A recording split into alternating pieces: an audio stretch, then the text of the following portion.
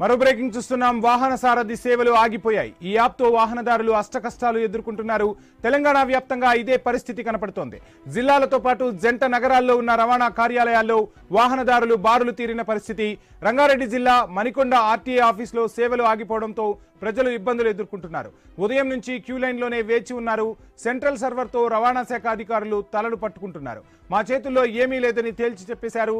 ఢిల్లీ లెవెల్లో సమస్య అంటున్నారు అధికారులు. సో మొత్తంగా అక్కడికి చేరుకున్న వారు మాత్రం నానా కష్టాలు ఎదుర్కోవాల్సిన పరిస్థితి కనిపిస్తోంది. క్యూ లైన్లో ఎక్కువగా ప్రజలైతే వేచి ఉన్నారు. ఇదే అంశానికి సంబంధించి డీటెయిల్స్ అందించేందుకు ప్రవీణ్ జాయిన్ అవుతున్నారు. ప్రవీణ్, సర్వర్ సమస్య ఇప్పటికైనా పరిష్కారం లభించిందా? అధికారులు ఏం చెప్తున్నారు? ఫుల్ డీటెయిల్స్ ఏంటి?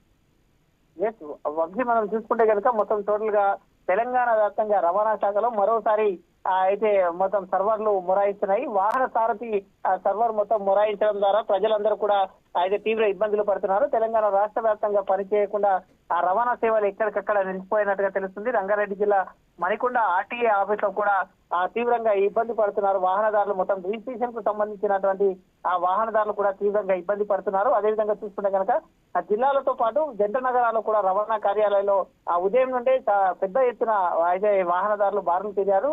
వివిధ సేవలకు రవాణా శాఖ కార్యాలయంకు చేరుకున్నటువంటి వాహనదారులు ఉదయం నుంచి క్యూ లైన్ లో వేచి ఉన్నటువంటి వాహనదారులు తీవ్ర నిరుత్సాహానికి లోనవుతున్నారు. సెంట్రల్ సర్వర్లతో తలలు పట్టుకుంటున్నామంటూ రవాణా శాఖ అధికారులు కూడా చెప్తూ ఉన్నారు.